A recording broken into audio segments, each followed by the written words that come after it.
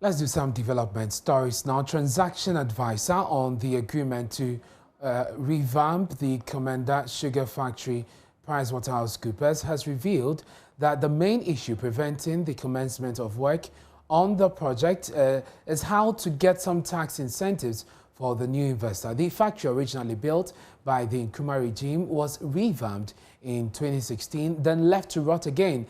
After 2 years of promising some action on it, the Akufo-Addo government announced in June last year that a strategic investor had been appointed. But the residents remain disappointed that the factory is still under lock and key. Before we bring you the views of the transaction advisors, let's watch the decaying Komenda Sugar Factory reported by Jojo Kobna.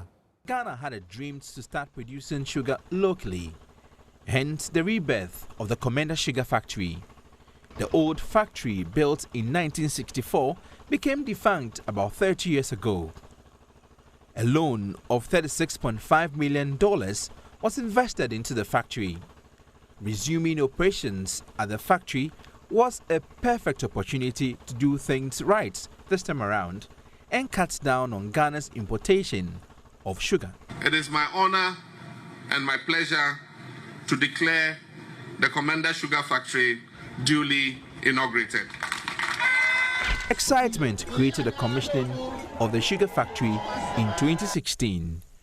Unfortunately, the facility shut down in July 2016 because of inadequate sugarcane. It was due to reopen in October 2016, but never did to date. Since then, there has been a flurry of promises to get the factory running. The type of sugar we can grow here, all those things were not properly organized. I think the our organization, and also the between strategic investor and also But it took 2 years before the government announced a new investor for the sugar factory. Currently, the facility is in terrible shape. A comparison of the factory in 2016 and 2021 shows the factory is deteriorating. A group calling itself Concerned Citizens of Komenda is upset. Their convener, Samuel Awuja, is dismayed. I quite remember about last 2 years, the Trade Minister, Honorable Ahunkalin, said the traditional area should look for land. We've been able to do that. We've been able to secure about 3,500 acres of land, and that is even far beyond the expected 2,000. So as for the land we already have, it is now left to the government to come and operationalize. So anybody who talks about sugarcane and land issue, it's a non-starter. They shouldn't even go there because we have land available, and then the sugar plantation was also done. You know, it takes 6 months for the sugarcane to be ripe for the factory. When the government came in, it's been 5 years. What time no kwisi na sise we yedwuma sugar factory or musu pa there taxpayers money and abana akwa hwebo se baby no da ba dem adis wo won wie na aban fofo abada no so watu na adwumo dem akona abanda da obo no watu na adwumo ho na adnis wo na adno rust aban wadi ehwemo bebre. The Member of Parliament for the Komenda Edna Egwafo Ebrim constituency, Samuel Mills, asked the Trade Minister in Parliament when the factory would be operationalized. The Ministry of Trade and Industry, working in collaboration with its transaction advisor PwC Ghana Limited, is in the process of concluding the conditions precedent for the activation of the concession agreement with a selected strategic partner, Park Agrotech Limited, to commence operations at the Komenda Sugar Factory. And then once that is done, it paved the way for us to require the company to commence activation of the company before the end of the year. Until the factory becomes functional, it will remain a museum of monumental wastage and failure. Jojo Kobna, Joy News. Well, the senior partner, PwC, Visha Hiabo, explains why the factory is still not operational. The Minister went to Parliament at the end of July. He made reference to the fact that there were some conditions precedent that we needed to work through in order for the effectiveness of the contract.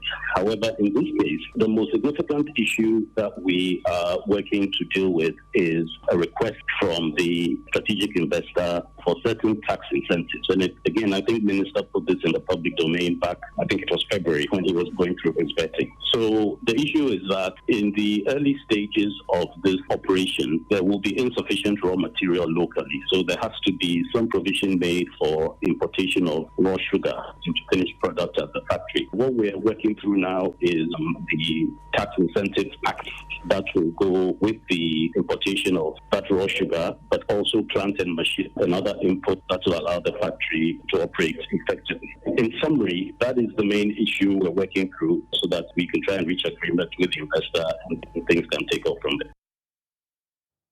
Well, let's do some analysis on this. We're joined by Dr. Patrick Esumin, who is an economist at the University of Ghana. Doc, thank you very much for joining us on Joy News Prime. We'll come to the issue of the development analysis.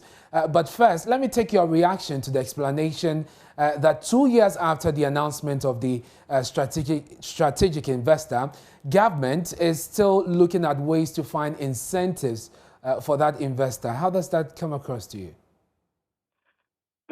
Good evening, and good evening to you viewers, and thanks for having me. So I think the explanation provided was quite problematic. I think if you look at the fact that we've had 5 years, yeah, and we haven't kept we have not been able to reopen. So one of the specific things that he said that struck me was that if we start, we won't have enough raw materials. So we are looking for tax exemptions or tax incentives to import raw sugar.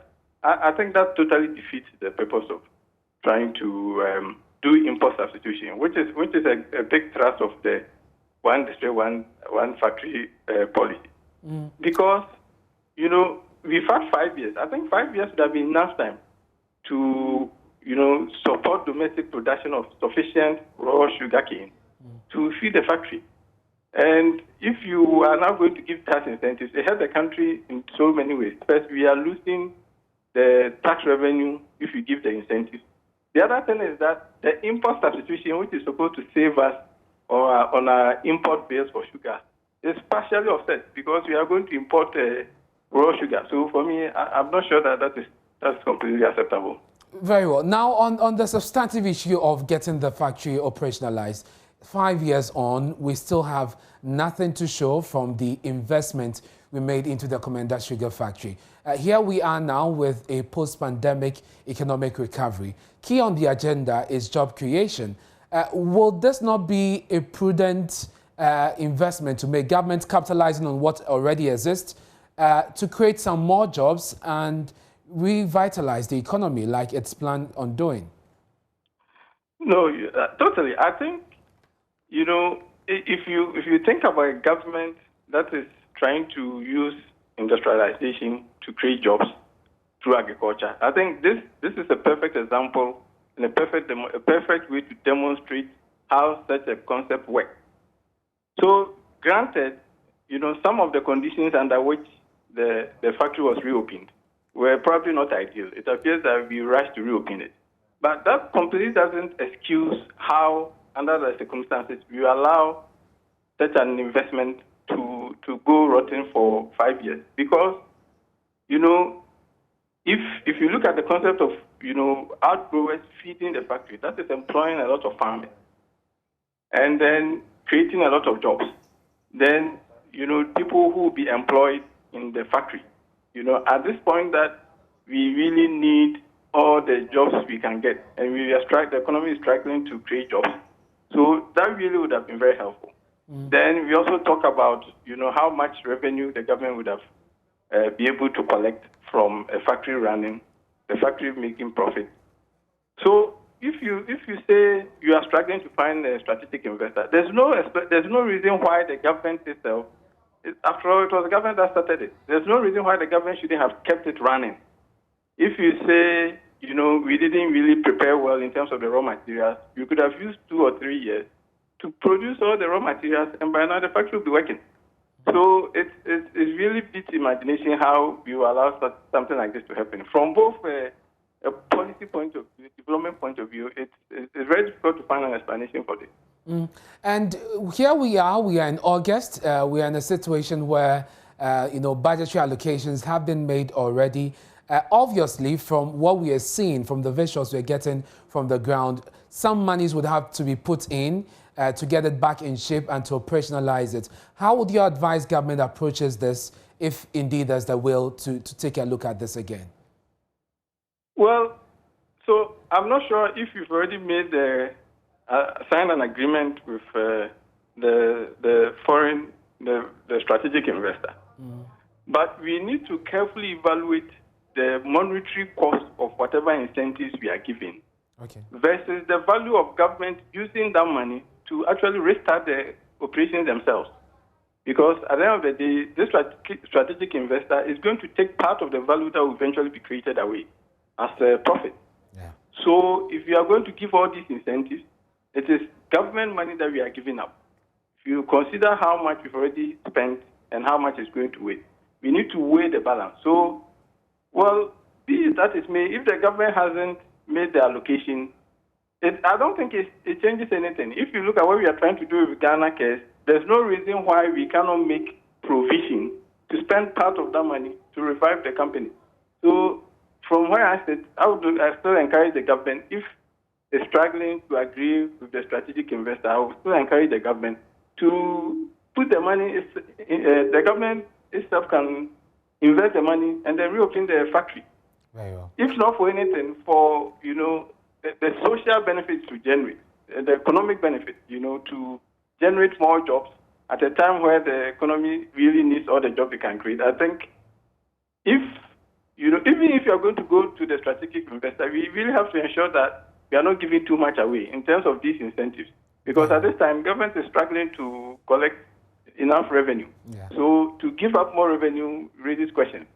Then, if that revenue or whatever benefits we are giving up, if we could commit it ourselves to run the company, I don't think there's anything wrong with that. Very well. Dr. Patrick Isumin, I'm grateful for your time. That's a development economist at the University of Ghana. Join us on the Komenda Sugar Factory.